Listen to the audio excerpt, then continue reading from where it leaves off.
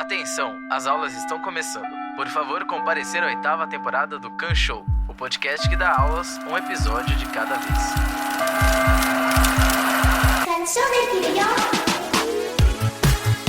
E hoje vamos continuar nossa temporada sobre Monogatari, especificamente o primeiro arco contendo Bakemono, Kizumono, Nisemono e Nekomonogatari. Além disso, estamos sempre muito bem acompanhados por nossas duas convidadas muito especiais, Ana Lu e Chile Martins. Miau, miau.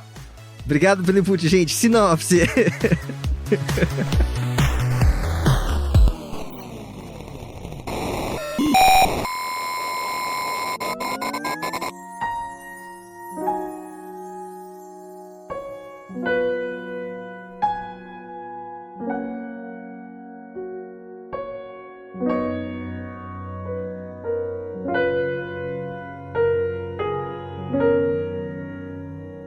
Episódio 8, Tsubasa Family, A Dor de Hanekawa. Voltamos no tempo antes de Bakemonogatari para ver como Hanekawa e Araragi enfrentaram o Demônio do Gato pela primeira vez. Araragi irá lutar para entender seus sentimentos enquanto sua amiga lida com o estresse da sua vida pessoal. Estamos colocando aqui de maneira bem eufemista, digamos, né? Porque o trauma e o estresse da vida da Hanekawa é que ela apanhava em casa, né, gente? Pelo amor de Deus. Ana, vamos começar falando um pouco sobre isso? Miau, miau, miau, miau. Miau, miau, miau, miau, miau. Em miau, português, miau, traduzido. Por favor.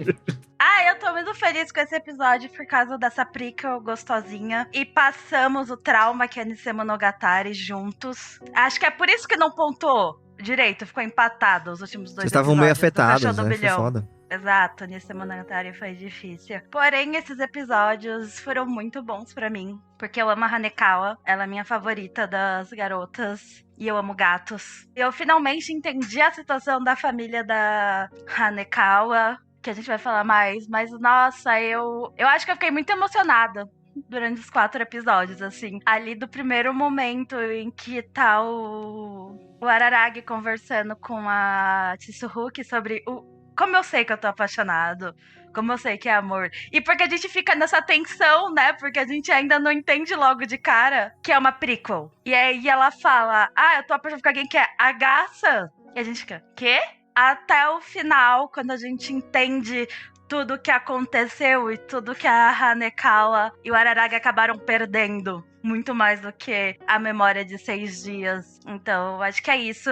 Vou deixar vocês falarem um pouco, mas primeiro, o boleto da terapia vai pra casa do Felipe, como já conversamos previamente. E se eu chorar, se eu ficar emocionada, só me deixem aqui. Eu pego um gato e abraço, porque esse episódio foi muito bonito e muito triste. Bom, primeiro ponto que eu fiquei muito feliz é o quanto diminuiu de fanservice. Glória. Né, por favor.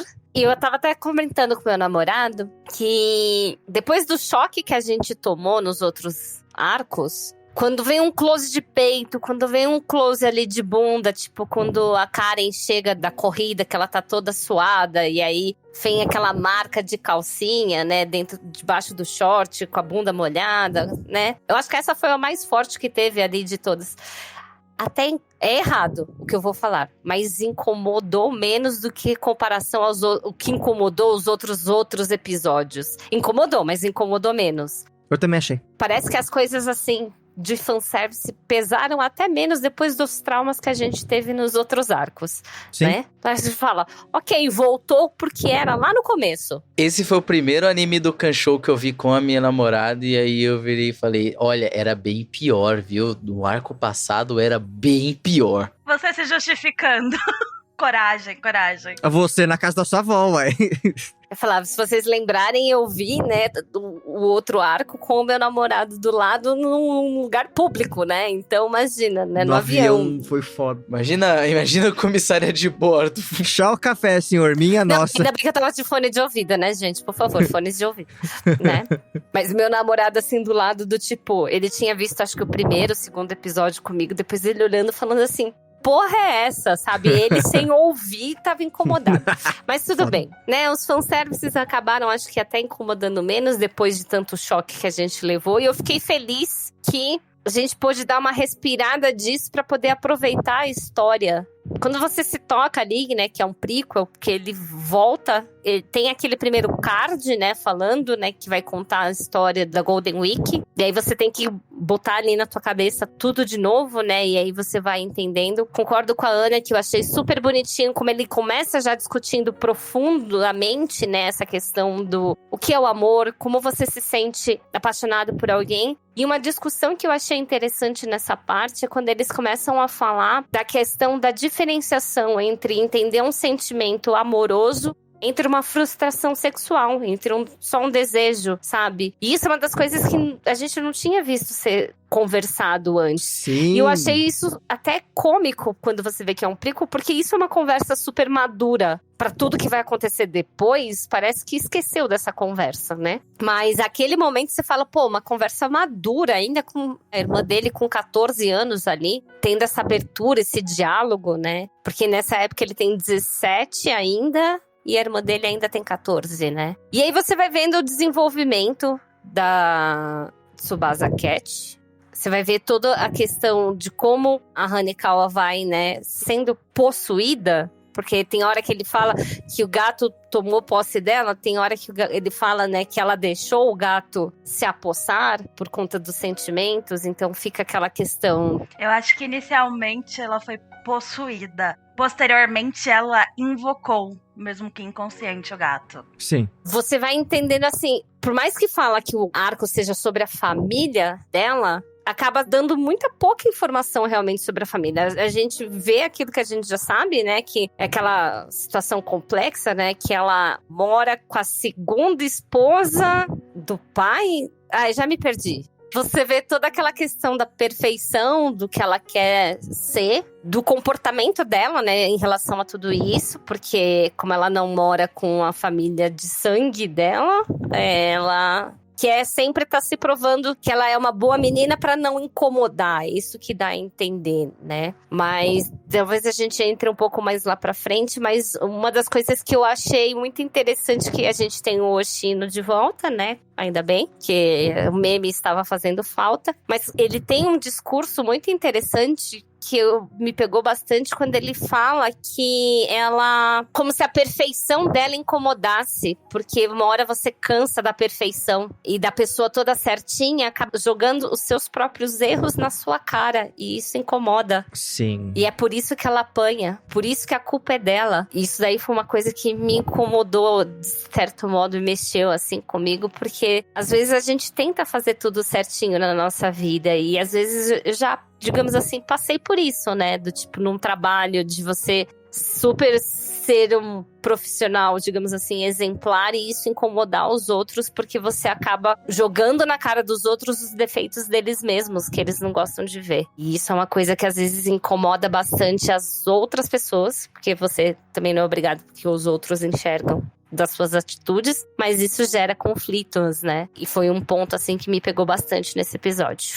Só complementando umas coisas que a Tibi disse, até nessa comparação com do ambiente de trabalho, quando você é muito boa no que faz, você não tem espaço pra errar, então você não tem espaço pra crescer, então não vão querer te trocar de lugar, trocar as suas tarefas, te dar uma promoção, porque você é tão bom no que você faz que a pessoa fica ali travado. Então acho que isso também tem muito a ver com a Hanekawa em tudo que ela passa. Ela tem que ser tão perfeita que ela não tem um espaço pra errar e aprender. E com isso, lidar com suas emoções, mesmo que num ambiente terrível. Mas só voltando ali no comecinho que você falou, o quanto é fofo e o quanto também é estranho o Araragi falando com a irmã sobre paixão. E eu, Seragi pedir conselho da sua irmã de 14 anos, nem a Karen, que é um pouquinho mais velha. É o lugar onde você tem que buscar informações. Eu falo assim, Ana, tem que lembrar que a mulher é sempre mais madura do que o homem em relação à sua idade, né? Então... Até porque ali ela já namora. As duas irmãs namoram, ele não. Presugir, Exato. Mas eu acho que isso é uma coisa que talvez resuma muito todo o resto do episódio. Que pode-se dizer que é pretensão querer compreender seus sentimentos com lógica. Isso é mais forçar do que racionalizar. Porque no final vai ser isso. Se nós pararmos para racionalizar demais o final, ou o que é o Tsubasa Cat, o gato preto Tsubasa, Hanekawa, que o Oshino fala, não vai dar certo, porque não vai ter sentido. Mas isso é sentimento. E sentimento não tem lógica. Nós podemos dar nome pra ele, mas sentimento é sentimento. Se você tem que se questionar tanto se você tá apaixonado por ela, será que você tá apaixonado por ela? Ou será que você é um adolescente descobrindo as coisas, conversando com sua irmã? Infelizmente, o Araragi nunca tem a chance, porque ela esquece. Ai, gente, tô muito emocionada esse episódio. E essa compartimentalização também é o que a Hanekawa faz, né? Pra sobreviver, essencialmente, né? De, tipo, explicar o porquê acontece, por que ela sofre violência em casa, e o caramba 4, sendo que existe uma explicação racional que, enfim, não a vitimize, não vitimiza os outros, no caso, mas enfim. O papo do Shino foi meio torto, eu acho que ele tentou dar uma de, tipo, eu vou justificar pra mostrar que eu entendo porque os pais dela fizeram isso, mas ele deu um ar de que ele tava vitimizando a Hanekawa e tipo, tratando os pais como, não, nossa, coitados dele, tem que sofrer isso, mas eu não sei, eu acho que ele só falou com uma linguagem meio desnecessária, o que, enfim, ele entende o porquê aquilo aconteceu, e é aquela coisa, entender porque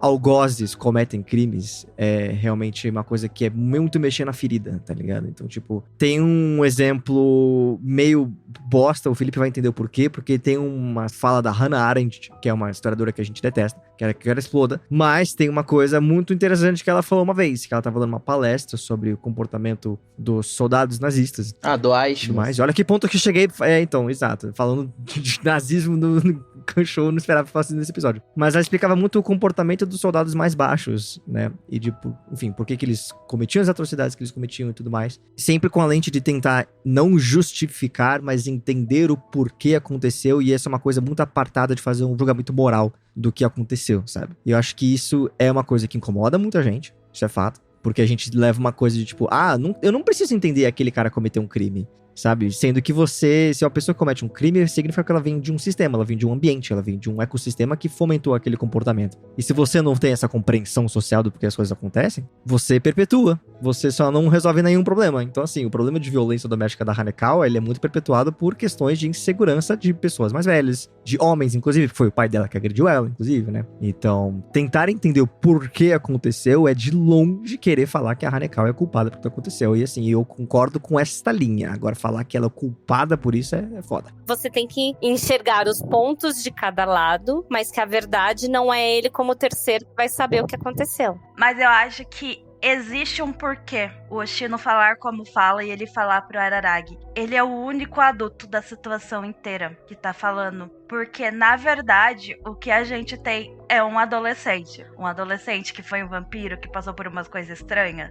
Sim, mas nós temos 2 adolescentes que estão desenvolvendo um afeto, tanto por coisas da vida normal, ela ajuda ele a estudar, ele é vice-representante de classe com ela, quanto porque aparentemente a Hanekawa presenciou a primeira vez que o Araragi vira vampiro, pelo que nos é entendido. Então eles estão lá criando uma relação e tudo mais, mas eles são crianças. Porque os dois têm 17. Se o vampiro aconteceu mais ou menos há 1 ano, eles tinham 16. É uma idade muito nova. E é uma coisa que o Araragi vai falar depois. Talvez haja coisas na vida que seja melhor não saber.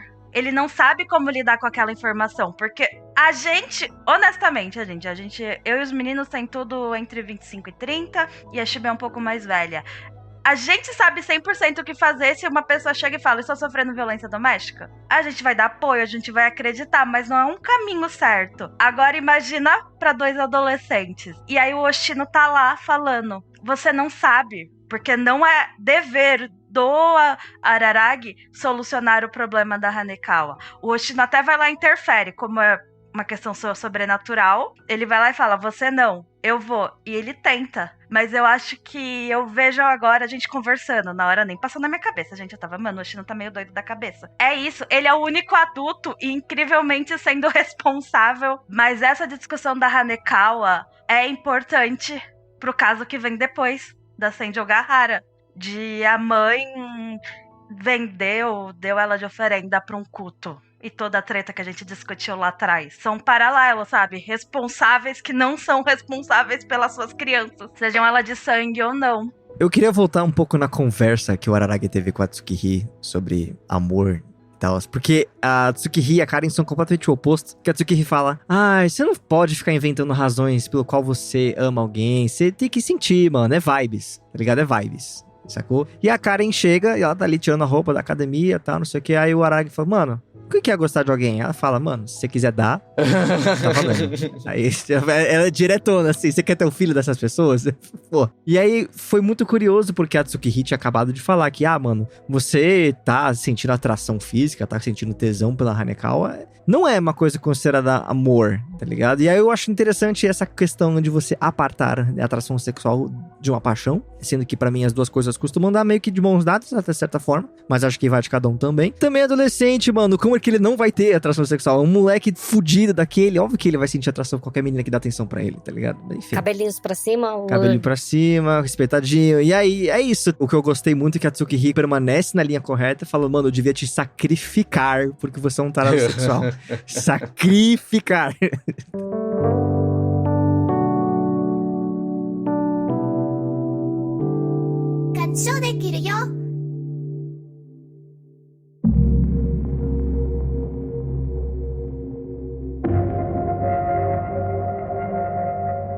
Eu acho que a gente tem duas discussões muito interessantes no episódio. Que o que é ser humano, que volta um pouco do que a gente discutiu com a Tsukihei.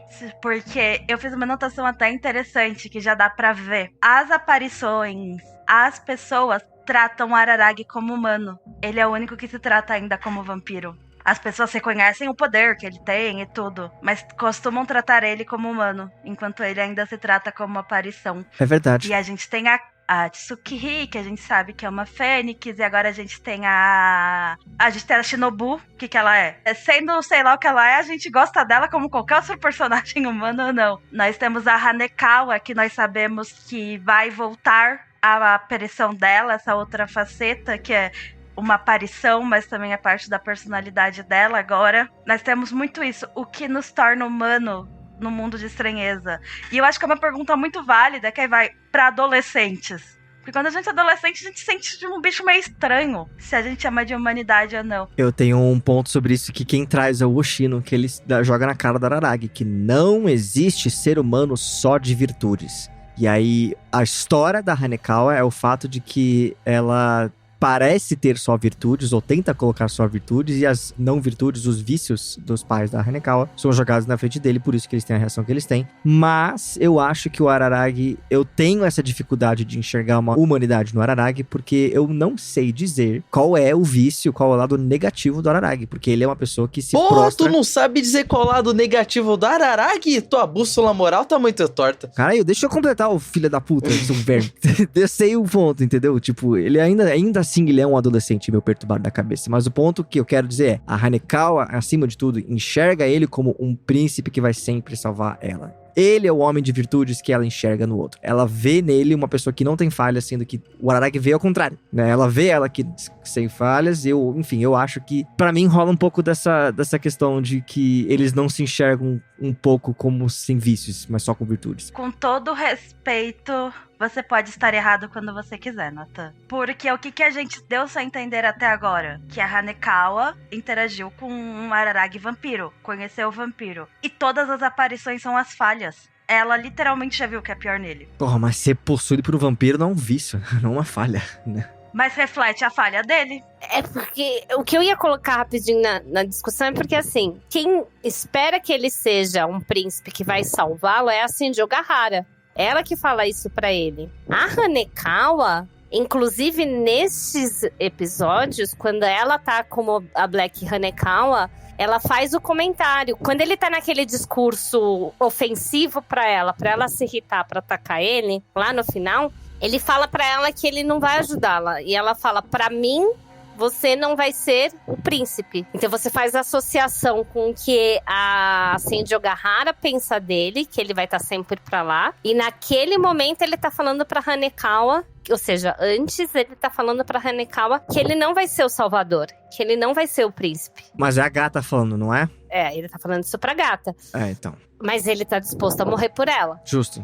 É que o ponto é, o problema da gata, que ela é apartada da Hanekawa até certo ponto, porque a Hanekawa evita falar dos problemas, ela conversa com a Araragi, só que a gata, ela é a expansão desse problema. Ela é tipo, não me toque, literalmente. Não me ajude, não quero saber, você não vai ser meu príncipe. A gata é a falha da Hanekawa em pedir ajuda pros outros. E tanto é que tem uma frase do Oshino que eu achei muito foda no final, que é: as pessoas não pedem ajuda somente pedindo ajuda, e um eu te amo, não é porque você diz eu te amo que você ama de verdade uma pessoa. Muito bom. Nossa, o cara sabe muito, ele é muito pai, velho. Eu amo o Tatua Oshino, na moral. aqui, mas isso são 4 episódios de Nekomonogatari. É colorido. Eu vou dar um exemplo que eu acho que vai servir pra todo mundo. A Hanekawa é a Tomoyo do Araragi. Tomoyo de Sakura, Card Captors. Faz sentido. É a melhor amiga que admira, mas se coloca na posição de observadora. Sim. A partir que Bakemonogatari começa. Ela só não tem a sofrência lésbica que a Tomoyo tem, mas isso que eu concordo. Até onde eu sei. Até onde eu sei. É que, teoricamente, a Hanekawa não tem lembranças do que aconteceu quando começa o Bakemonogatari. Ele tem. Ele lembra, ele sabe do que se passou. Só que até então, naquele momento, ele desiste da paixão dele. Pelo menos foi o que eu refleti depois. Então, ou seja, veio lá, né, a Black Hanekawa, teve todo o problema. Ele, naquele conflito, se gosta, não gosta, mas estava disposto a morrer e a ficar feliz de morrer na mão dela. Mas ele fala, ok, tudo isso vai ficar de lado. Vou deixar meu sentimento de lado, porque um dia eu vou encontrar alguém que realmente eu vou me apaixonar. Que realmente eu vou gostar. E aí começa o resto do episódio, no qual ele se aproxima mais da Hanekawa como amigo, porque ele sabe o que ela passou, mas ela não sabe o que ela passou.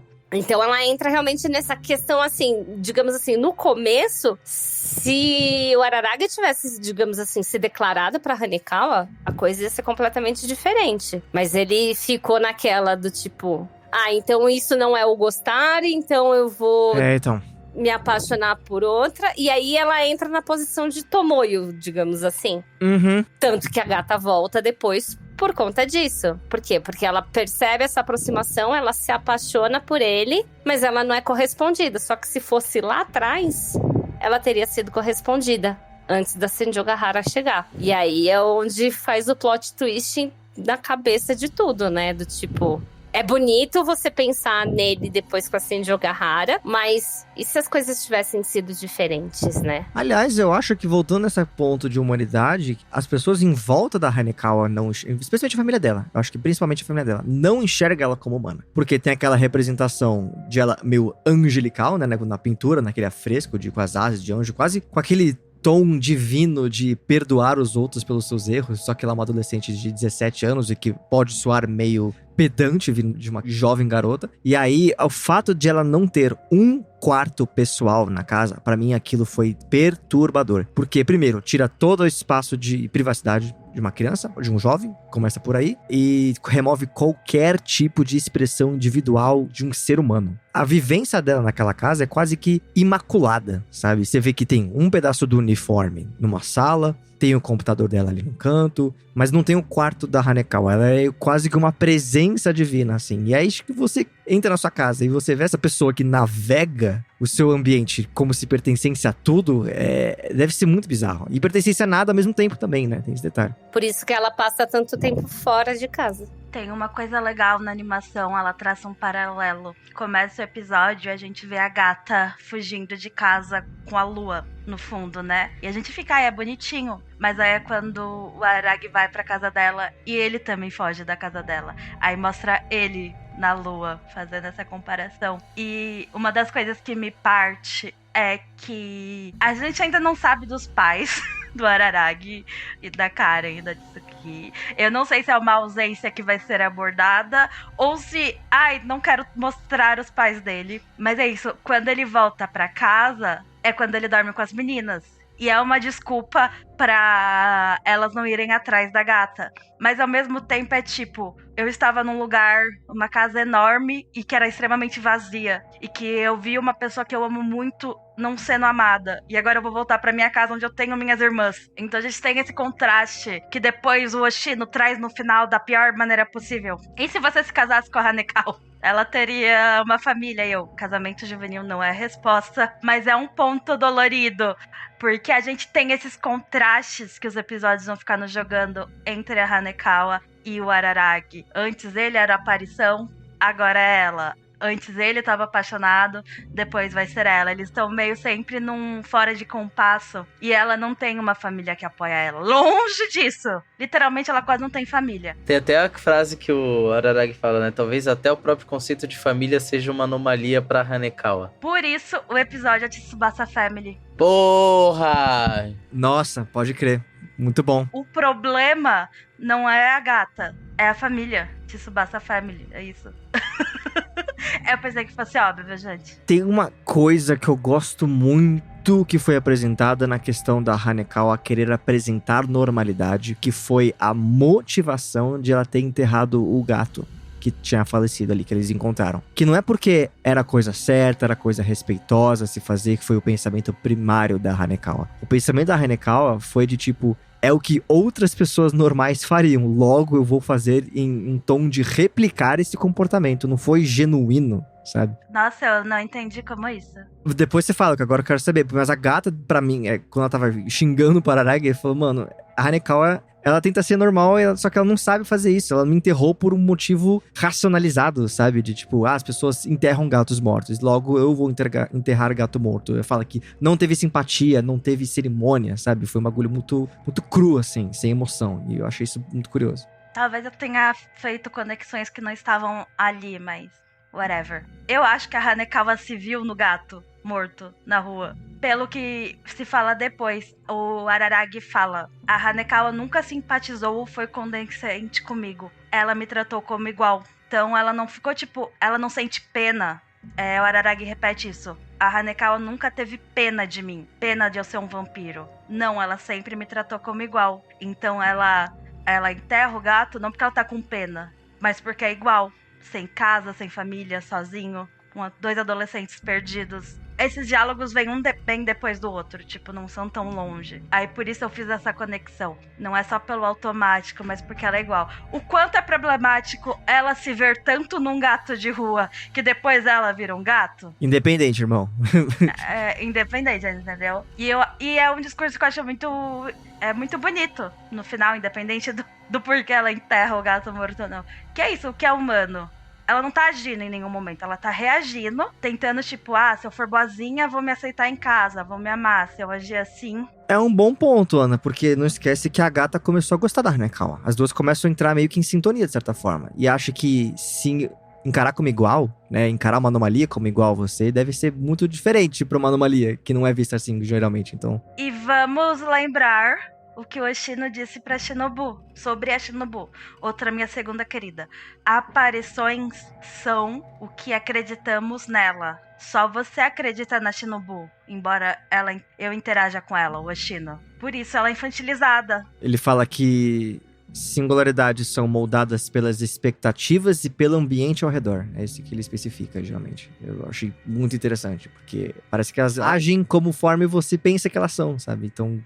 É uma definição básica de tipo... Minha avó, a filósofa Célia Regina, ela costuma dizer: se você tiver fé numa folha de alface, a folha de alface vai fazer milagre. E depois me perguntou por que eu sou bruxa. Olha, essa é minha avó, gente. Ela tem um Ganesha, uma Bastet, uma estátua de anjo da guarda e de uma santa. De Nossa Senhora. Bem-vindo de volta a Vingadores, né? É basicamente isso. Meu irmão já colocou uma garrafa do Thor no Vai, tá valendo. altar da outra avó dela, mas enfim. Mas isso me lembra muito o conceito de que eu posso estar errado de tupa, que é quando você acredita tanto numa coisa que aquela coisa vira real. E isso, sabe o que é isso? Sabe o que é a gata branca / preta? Eles nunca se decidem? A sombra da Hanekawa. Tudo aquilo que ela esconde, tudo aquilo que ela não quer ser. Estamos de volta ao macaco, que é quando eu trago isso, a sombra. E a história da sombra do Araragi também. Mas eu acho que isso tá conectado com tudo que Nate e Ana tem falado ao longo desse episódio, assim. Tipo, em algum momento, quando é falado sobre o comportamento da Hanekawa ser muito protocolar, mesmo sendo o correto, entre aspas, a se fazer perante a sociedade, deixar claro que o gato tá fazendo é mediar esse movimento do lado ruim, entre aspas, da Hanekawa poder vir à superfície também. Então, é meio que o jeito dela externalizar isso. E aí, ao mesmo tempo, eu não lembro quem que falou sobre o vampiro, mas que o vampirismo do Araragi não é só o vampirismo, não é só a Shinobu. É também o lado ruim do Araragi, que ele tá reprimindo alguma coisa nele que é o que mantém essa ligação dele com a Shinobu. É alguma questão não resolvida do próprio Araragi. Então, talvez esse próprio intento suicida dele, esse próprio autodesprezo que ele tem por si, alguma coisa que pode ser explorada no futuro, que se manifesta através da Shinobu. E lembrar também que nesse episódio tem papéis invertidos, né? Porque a gente vai ver a Shinobu lá na frente tratar o Araragi como amo. Embora ela seja muito bocadura ainda, ela tem mais respeito pelo Araragi. Enquanto que nesse ele implora pra ela pela espada, e a primeira reação dela é chutar a cabeça dele. E ela chama ele de meu servo. Exatamente. Na hora que ela vai curar ele, né? É isso? Ela jorra o sangue dele e ainda fala, sei lá o que, meu servo. Você acha que eu vou deixar você morrer assim, meu servo? Eu queria fazer uma jogada pro Felipe agora, especialmente pro Felipe, que ele vai entender por quê. Quando a gente fala que as singularidades são moldadas pelas expectativas e pelo ambiente ao redor, ou seja, meio que as nossas ideias moldam a realidade material das singularidades, é um pensamento até, de certa forma, meio hegeliano, né? E aí, quando o Araragi tá discutindo com a Hanekawa, ele fala que, mano, a sua vida não vai mudar se suas condições materiais não mudarem. Que é um pensamento muito marxista. E eu acho que esses dois episódios, eles têm ali... Eu tô forçando a barra, tá? Porque isso aqui é o Cão Show. Mas eu acho que rola muito esse embate do Araragi tá falando de, tipo, a gente precisa mudar a nossa realidade material para que a nossa condição mental mude, sendo que a realidade das singularidades tem sido o contrário, ou pelo menos as pessoas têm acreditado ser o contrário. E aí eu acho que o Araragi, ele tá muito destinado a ser o maior materialista histórico dialético do Bakemonogatari. E fica aí meu abraço pro camarada Araragi, que está muito no tom das realidades materiais dos seus amigos, e acho que isso é muito comedido da parte dele, tem que dizer. Então é isso. Mas eu acho que tem bastante disso, assim, de você entender que nem tanto ao céu, nem tanto ao mar, né? Em que sentido?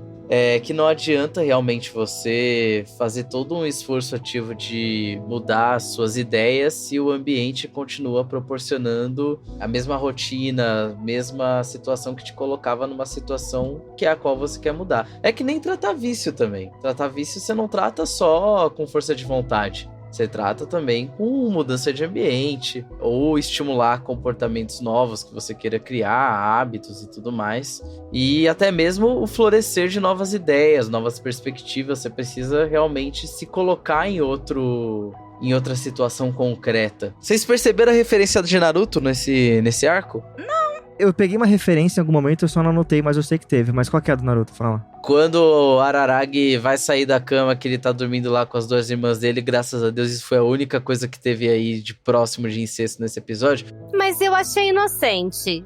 Não, assim, justamente porque foi bem leve, né? Quando o Araraga agarra o peito da irmã mais nova, não. Não foi legal. Não, aí não foi inocente, mas nessa cena, pela culpa dele, eu achei que foi inocente. E é bonitinho, porque depois ele expulsa. Ele expulsa elas da cama e dorme sozinho e elas no chão.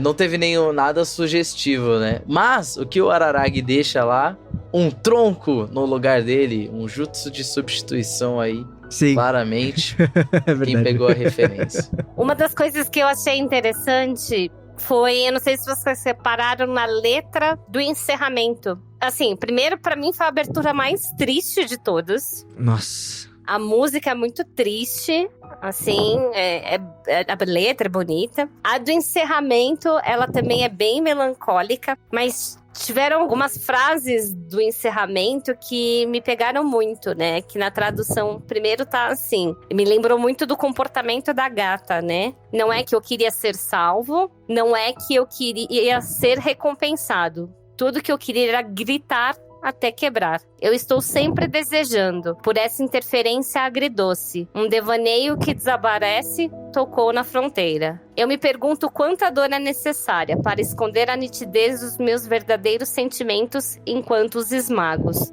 Desesperos escassos em uma realidade indefesa, se ao menos todos se sentissem assim. Você vê todo o comportamento da gata, e aí você pega no final e ainda lê tudo isso no encerramento, o coraçãozinho, tipo... É por isso que eu vou enviar o boleto da terapia pros meninos. Mas é isso, né? Eu acho que foi abordado de formas diferentes, mas uma das coisas que fala bastante no Tsubasa Cat é que a gata é a raiva, né? O jeito de lidar com a raiva é sentindo. E aí você pode gritar até chorar, você pode socar um travesseiro, você pode sair correndo, estilo Forrest Gump. Mas algo tem que ser feito, que não seja guardar numa caixinha e nunca mais olhar. E que a gente tenha essa possibilidade. Nossa, agora eu tenho um comentário super besta. Mentira, vou começar com o fofinho, que eu tenho uma análise melhor, depois os engraçadinhos. Aqui é um pouco teoria, não teoria, mas tipo uma análise minha, de que talvez o que o Araragi sentia em relação a Hanekawa era paixão, e o que ele sente em relação a Senji Ogahara seja amor. Porque pela Hanekawa, ele tá disposto a morrer. Pela Senji Ogahara, ele tá disposto a viver. Puta, perfeito. Meus Palmas. parabéns, Ana Luísa Trevisan, meus parabéns. Essa foi ótima. Se você soltasse meu segundo sobrenome, eu te matava. Mas acho que você não lembra ele. Eu não lembro. Ótimo. Não, e aqui eu coloco que ele tá pensando, que é quando ele tá tipo... Ele foi ver a casa, viu que não tinha o quarto dela, e ele fica pensando enquanto dorme do lado das irmãs. Eu só quero gostar, ter esperança e admirá-la. Se isso amor é bobagem.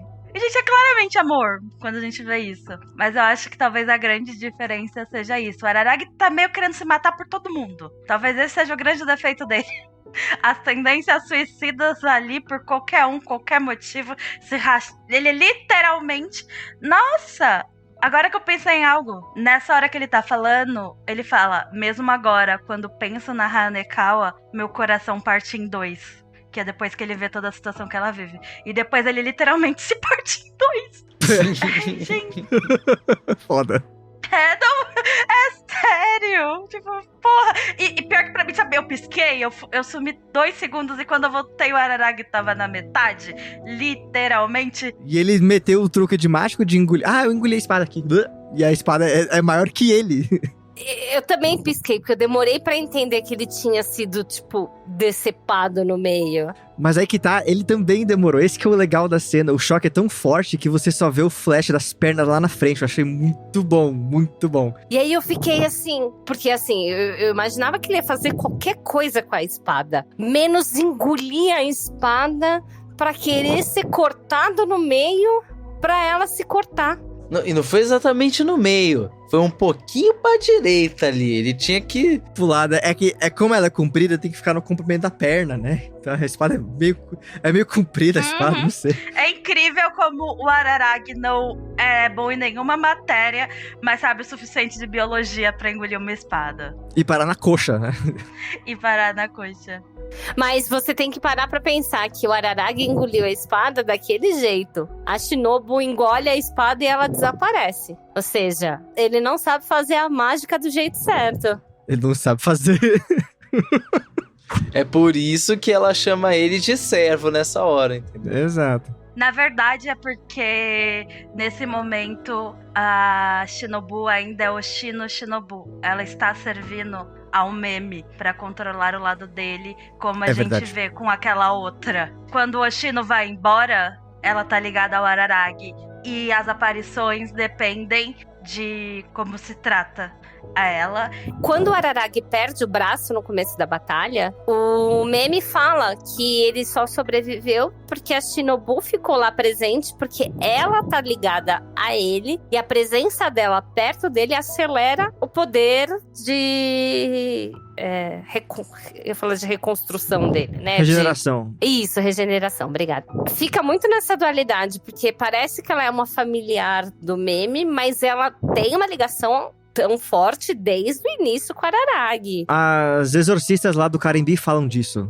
Ficou confuso mesmo. A gente não sabe muito bem em relação. A gente vê aquela questão daquela vampira adulta que a gente ainda não sabe o que aconteceu naquela batalha que fez o Araragi virar vampiro e que criou essa ligação com eles. E se é que a gente vai ver isso algum dia ou se vai ficar só na nossa imaginação. Mas fica essa divisão sempre do o quanto ela é ligada ao meme, mas a ligação dela maior é com a Araragi. Duas coisas.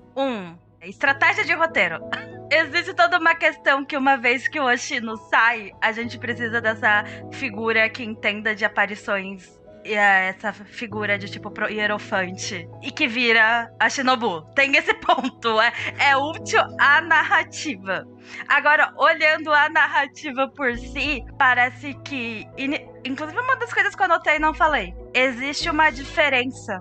Antes do evento da Tsubasa Family, que é esse que a gente viu agora, essa Pirko, e depois. Pós esse, o Oshino permite o Araragi ajudar. Eu posso imaginar que é porque ele viu que não tem como deixar o menino do lado de fora. Ele vai continuar traindo. E porque ele levou uma sova da gata também, né? Exato. Mas a gente não sabe. A gente pode falar, tava preparando ele, que nem a gente vê, tem um monte de coisa. Então, eu imagino que o Oshino é o responsável legal, em termos místicos, da Shinobu. Ele Sim. foi lá e assinou o contrato. Essa menina vai ficar na Terra. Fez um feitiço. Qualquer coisa. Mas a aparição sempre esteve ligada ao Araragi. Eu pensei um exemplo. É como se tirasse a gata preta de dentro da Hanekawa e quem fizesse o feitiço pra ela ficar do lado de fora fosse o Araragi. Mas é a gata da Hanekawa. Mas quem prendeu ela... Agora eu tô pensando só em feitiço de invocação do Naruto. Assim, não temos todas as respostas porque é uma coisa pra ser útil à narrativa em algum ponto. E tá tudo bem. E a gente ainda tem muito o que descobrir. Inclusive, falando em questão de descobrir, eu queria dar um abraço pro nosso ouvinte, Deilson Bispo, que mandou e-mail pra gente, tá? E estamos trocando e-mail de vez em quando. Que está ouvindo a temporada de Monogatari com a gente e comentou sobre a nosso fogo de descobrir o que vai acontecer com o Araragi, o que aconteceu com o Araragi. E nós temos 3 filmes ainda da saga de Kizumonogatari, que aparentemente, talvez, nos dê uma palhinha do que pode ter acontecido. Fica aí um Hail Mary do que, enfim, pode ter acontecido com ele. E eu estou muito curioso, porque vão ser os últimos 3 episódios, a gente vai fechar o arco, assim, toda a temporada do Kanshou de uma vez só, com fogo no cu. Então, obrigado, Deilson, por estar acompanhando. Isso é muito legal. A gente, às vezes, não tem tanta interação com nossos ouvintes. Então, obrigado, gente. Mandem e-mails. Quando eu li o e-mail do Deilson, ele falou: parabéns por terem passado do arco das irmãs. Eu me senti um pouquinho aliviado. Pensei, se esse é um marco em Bakemonogatari, talvez ele seja realmente único, assim, sabe? A galera conhece o problema, mas fala, não, é legal, assiste, tá ligado? Eu entendo a parada, é foda. Queria deixar apontado aqui, o Araragi tá terminando esse arco, falando, não, de fato, eu vou esperar, porque eu vou me apaixonar por alguém, não sei o quê. E se a gente volta pra Bakemonogatari, dá 2 episódios e já tá apaixonado pela Hatsune Ogahara, não deu nem tempo. Deu nem tempo. No final do episódio é quando ele vai subir a escada e vai esbarrar na Sen de Ogahara. É que deu 2 dias, né? Porra, que é que nem qualquer romance de colégio, vai. Porra. Então, o episódio da Hanekawa acaba no dia 8 de maio, que é quando começa o Bakemonogatari. Então, tipo, ele subindo a escada, beleza e tal. E dá aqueles 2 dias ali que ele fica, realmente eu gosto dela. Então, ele, tipo, emocionado pra porra. Porra, quando na escola é assim, nossa, ela terminou comigo, eu nunca mais vou gostar de alguém assim. Dá, tipo, 3 dias, nossa, fulaninha é tão interessante. Monogamicals People Problem. Não, eu acho que a única coisa que a gente discutiu bastante coisa no episódio que a gente fala, né, do Tsubasa Cat, mas pra mim todo o discurso final do Araragi com a Black Hanekawa, que ele tá ali naquele confronto, dizendo, digamos assim, tudo que a gata não gostaria de ouvir pra provocá-la, é muito aquela questão do como você vai controlar os seus demônios internos, né? Que eu acho que esse é o ponto principal ali do próprio episódio, né? Que você tem que aceitar que a sua vida é do jeito que é. Que você vai enfrentar certas dificuldades que você não pode controlar.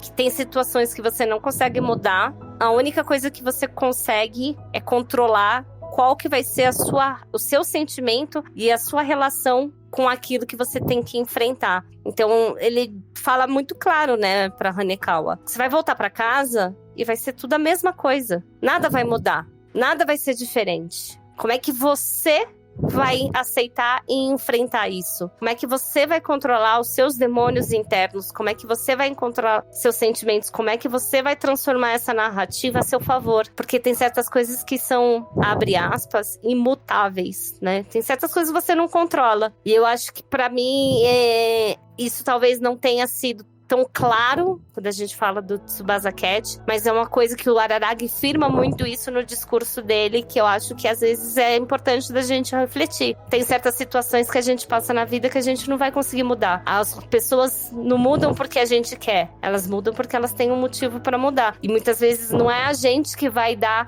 o impulso para aquela pessoa mudar, porque às vezes a gente dá um impulso que a pessoa não enxerga que ela precisa de mudança, e você vai tentar fazer uma coisa que não vai adiantar de nada. A única coisa que você pode fazer é você controlar o que você vai sentir, você controlar as suas ações e você mudar a sua realidade. Não esperar que você mude a realidade dos outros. Está tudo bem, não está, Hanekawa? Nós somos todos desprezíveis, mas somos todos tão infelizes, não podemos retribuir nada, não podemos desfazer nada, mas seremos assim a vida toda. Mas está tudo bem, né?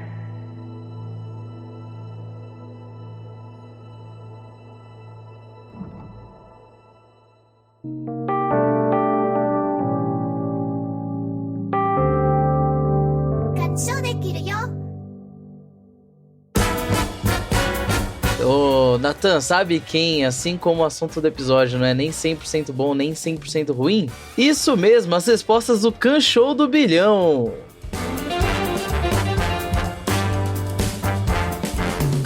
Note que eu falei as respostas, não as perguntas. As perguntas são 100% boas. É isso aí, Felipe. A gente tá voltando com a nossa competição. Estamos nas correrias dos 4 últimos episódios. Estamos empatados com 18 pontos para as duas convidadas, que decidiram acertar todas as perguntas no último episódio. Meus parabéns, eu acho. Mas, enfim, a gente precisa de emoção, gente. Alguém vai ter que errar alguma coisa no meio do caminho. Vamos, então, começar com você, Ana.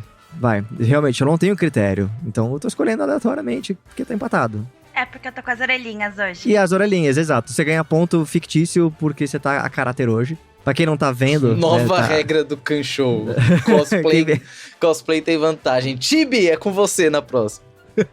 Vou ter que arranjar um cosplay. Pra quem não tá vendo, a Ana tá com uma camiseta escrito The Time is Meow e orelhinha de gatinho. Mas, enfim, vamos lá. Orelha de oncinha, mas, enfim, conta muito com o... Enfim, você entra no espírito, tá ótimo. Falei, eu não preciso de cosplay porque eu já sou uma gata. Miau. Au! Au! Sagaz. Poxa, Chibi, eu ia soltar essa pra você. Mas pode mandar a pergunta 1, Nathan. Pergunta número 1, perfeito. Valendo um ponto. De que cor era o terceiro donut, da direita para a esquerda, na caixa que o Araragi leva no segundo episódio? Letra A, verde. Letra B, rosa. Ou letra C, amarelo? C. C de não está certa a resposta. C de amarelo tá errado. A resposta correta é B, rosa. Como você não sabe, Ana? Pelo amor de Deus. Eu ia acertar. Eu não tenho a mínima ideia quais as cores dos donuts. Honestamente, eu acho que eu tava vendo na tela grande. Não tinha nem tanta cor assim. Meu monitor não é tão bom. São 3 pixels, não dá pra definir cor direito. Mas rosa tava tranquilo, assim. O que era difícil era saber onde um donut terminava e outro donut começava, assim. Tipo, ficava... O que é recheio, o que é cobertura. É porque os mais amarelos estavam pra direita. Então, exatamente. Tibi, já que você aí tava esperta, vamos ver se você acerta a pergunta número 2, valendo 1 ponto. Quantas mensagens perdidas tinham no celular do Araragi? Alternativa A, 209 mensagens. Alternativa B, 146. Ou C, 193 mensagens. Alternativa B, 146. B de bola fora, porque eram 209 mensagens. 146 era o número de ligações perdidas. Calma lá, dona Tibi. Tá vendo? Eu lembrava que alguma coisa era 146. Vocês já estão com a química do cérebro alterada pro Kanshou do Bilhão. Isso que eu acho incrível, assim. Então, vamos lá, Ana. Número... Já não é mais sobre o anime, né? O anime agora já é sobre o Kanshou do Bilhão. Então conseguimos Exato. nosso objetivo. A gente vai de 3 ou 4, Ana? Sempre 3. 3, valendo 2 pontos. Quantas carteiras tem na sala de aula do Araragi? Letra A, 38. Letra B, 50. Ou letra C, 42 carteiras? Essa pergunta tinha que vir. Eu contei! Puta que pariu. A Tibi tá muito na vibe do Kanshou do Bilhão, Eu cara. contei uma coisa em todos os 4 episódios. E definitivamente não foram as carteiras. Que é a vontade de ver se você quis me matar por causa das perguntas. Não. Isso é só depois do Kanshou, é diferente. Você pode, por favor, repetir as alternativas? Eu só lembrar primeiro. 38, 50 ou 42? 42. Você disserta a resposta, 42 carteiras. São 6 fileiras de 7 carteiras cada. É isso aí. A Tibi fez um sinal de joinha, porque sabe até como eu contei também. Eu achei 38 pouco e 50 muito. Eu tava assim, nossa, mas o que eles podem pegar? De repente eu vi a cena da sala. Aí eu olhei a cena da sala e eu contei 6 carteiras, fileiras, contei 42. Não sei, vai que pergunta. E não caiu pra mim. Mas A outra eu sabia e não caiu pra mim. Essa eu contei e não caiu pra mim. Aí o que acontece? Você vai perguntar e eu não vou saber. Vamos ver. Quem sabe, né?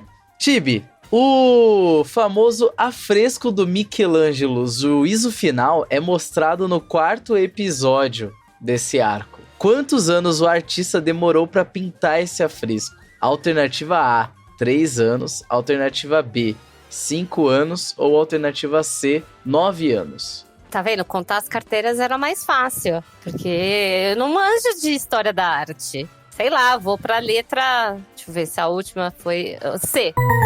C de não, infelizmente não está correto. São 5 anos que Michelangelo demorou pra pintar o juízo final. Eu até me pergunto se essa pergunta poderia ser difícil. Tá vendo? Isso entraria na difícil. Exatamente, essa seria difícil, porque não é relacionado ao desenho. Vocês só fazem não relacionados ao desenho na difícil. Verdade, erro de Tibi, categoria eu aí. saí do grupo dos apoiadores em sua homenagem. Obrigada, Porque isso Ana. foi muita sacanagem. Mano, eu já falei pra parar com isso, velho.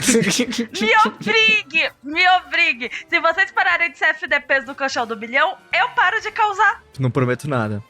Nem eu. Difícil, número 5, valendo 3 pontos. Qual é a nota... Essa aqui devia ter sido na média, mas tudo bem. Qual é a nota da 5ª corda do violão? Que a gente vê na abertura que a Hanekawa tá com um violão nas costas. Ela nunca se prestou a tocar Legião Urbana nos episódios. Eu achei isso meio estranho. Mas letra A, Mi. Letra B, Si. Ou letra C, Lá.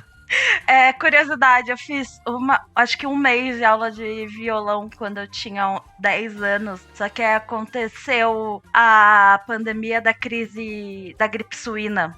E aí as aulas foram interrompidas e eu nunca voltei. E sim, eu tô ganhando tempo. Mi.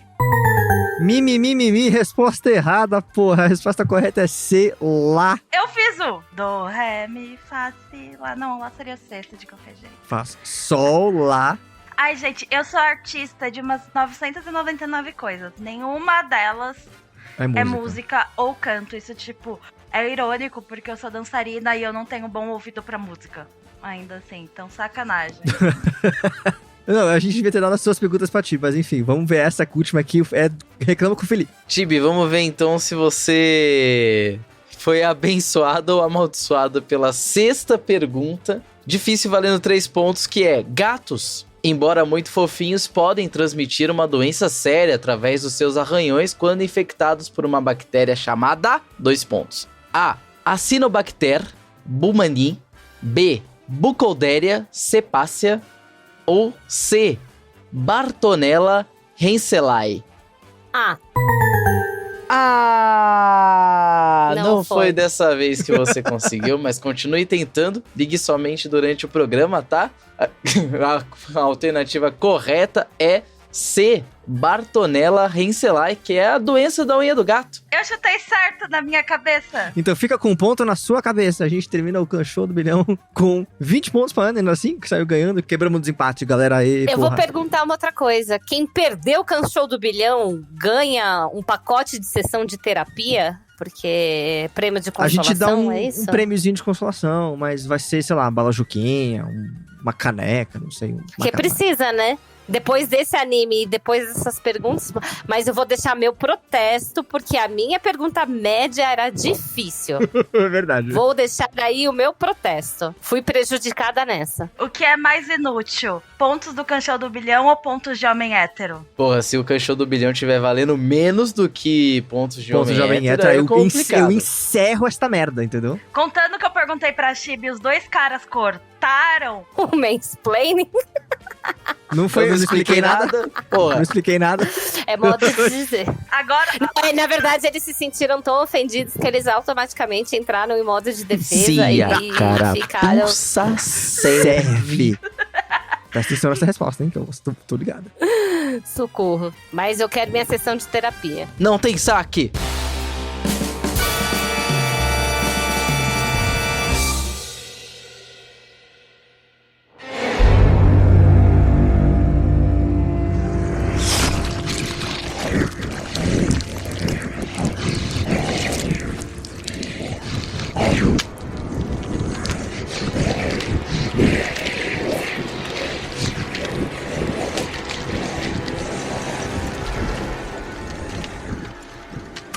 Boa noite. Na noite de hoje, 11 de março, a polícia reportou mais uma jovem encontrada morta no que parece ser um caso de assassinatos em série. O caso do vampiro da ABC segue assustando moradores, pois os ferimentos e as condições em que os corpos são encontrados seguem inexplicados pelas autoridades. As investigações permanecem sem conclusões concretas e as famílias das vítimas demandam justiça. Veja mais às 21 horas.